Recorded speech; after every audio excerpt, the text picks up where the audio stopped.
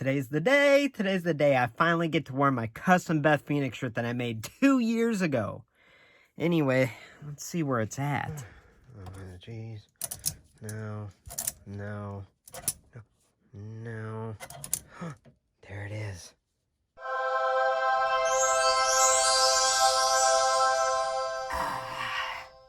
Well, Beth Phoenix Decade of Domination. It's time to review a badass figure with a badass shirt.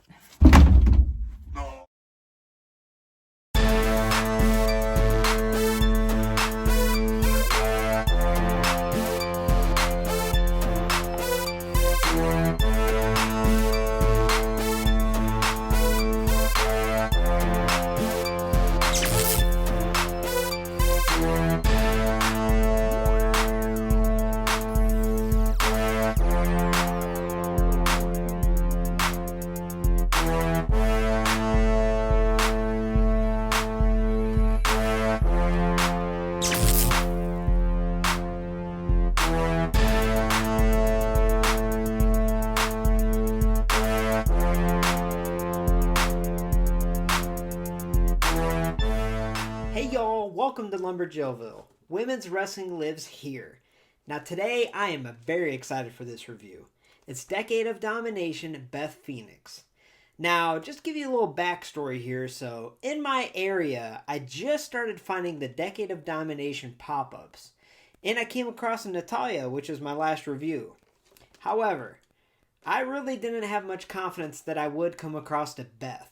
Because I don't know if she's in the second wave, second series, or whatever it may be, but there's no way that I would have found her on the store shelves. So I got a lead on Facebook and found an eBay seller that I messaged and talked to me and kind of gave me a heads up. And next thing you know, I was able to purchase Beth at a very good price. So shout out to eBay seller We Were Kids Collector. And honestly, they did a great job of communication, shipping, and more importantly, I got this Beth figure. So I just wanted to start it off with that. But that being said, let's take a closer look at this figure. So just like the Natalia Decade of Domination figure, this box rules, and if you're a men on card collector, this would be a great figure to display men on card, honestly. Like I mentioned in the Natty video, I do like to open them up and give y'all a closer look, so I'll do that. But before I do, I just want to show you a closer look at the box. So just like the Natty one, there's little highlight reels of different parts of her career, which is really awesome. Because again, Decade of Domination, she's been somehow, way, shape, or form been involved with the company for 10 plus years. So there's a photo of her on the side, pretty awesome one there, and on the back, her bio.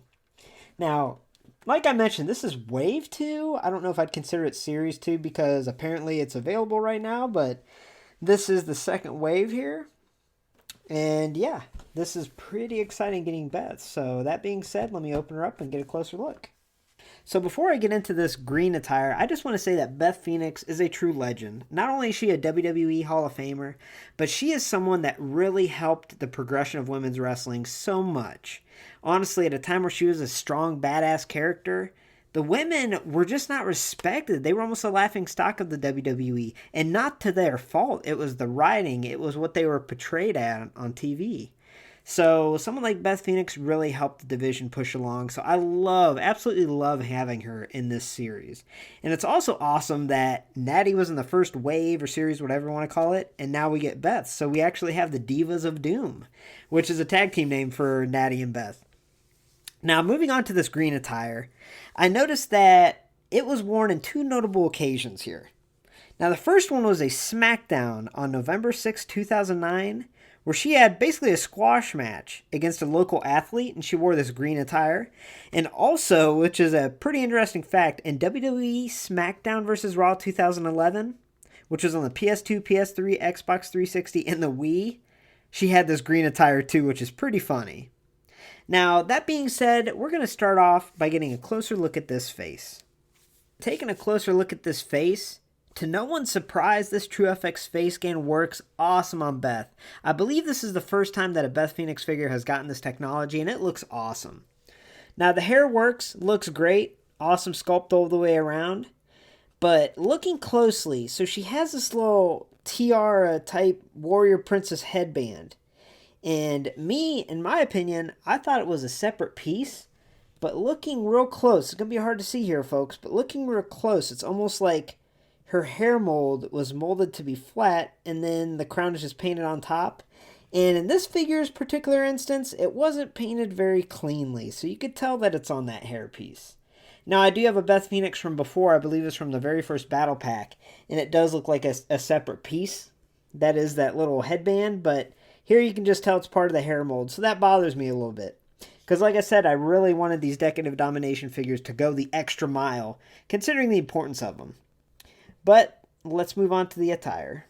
Moving on to this attire in closer detail, I have to say that I really like that they went with this green attire, because here's the thing, this is not a very iconic attire to Beth, but she did wear this. Now, she's used to wearing different black attires that are iconic in their own right, but doing something so abstract like this is pretty awesome. Now, my biggest complaint, and this is a major one in my opinion, is their continued non-use, I guess you'd say, of metallic shiny paint. So the green attire that she wore that this is depicting was a metallic, shiny, leathery type attire, and that's what the paint should be portraying, and it just doesn't. Same thing with that Elite Series 80 Bailey. She has a yellow top and yellow bottom, and that should have some type of metallic shine to it. I know I'm colorblind, but hear me out on that. But getting a closer look at the attire, she does have molding up in her chest and that upper extremity, which is nice. The midsection is just painted designs, no molding there. And the bottoms are those signature bell-bottom type pants, and they work great. Now, looking closely at that Phoenix logo painted on her chest, and also on her left leg, it bothers me a little bit. And I don't know if it's just me, but I feel like it's painted on with a very thin application. Like, I feel like just doing this review, I'm starting to wipe away some of it. And I think that's an issue that a lot of her figures had from the past. But that being said, if you don't touch those patterns so much and you just display it, it looks good. But I really wish that it had that metallic, shiny type green paint. I think that would really make this figure pop. But that being said, let's look at the accessories. Now, as far as accessories go, she comes with a pair of semi-open hands. And honestly, the hands that she comes with allow her to do her pose and are very unique to her, so I do like that. Now, the main accessory she comes with is obviously this women's championship, which she is a 3-time holder of. So that's cool that they included this with her. Does she come with a lot of accessories? No, she doesn't. But what she does come with is pretty simple but important, and I like that. So I just wanted to do a quick comparison. So on the right, obviously we have that Decade of Domination Beth Phoenix released in 2020. And on the left, we have Royal Rumble Series 1 Beth Phoenix released in 2010. So literally a whole decade apart. And I have to tell you, in a whole decade, the only thing improved is that face. Now, obviously, looking up close, you know, this I bought used, it was a little played with, but that TrueFX face scan makes this the far superior figure. And the green really stands out.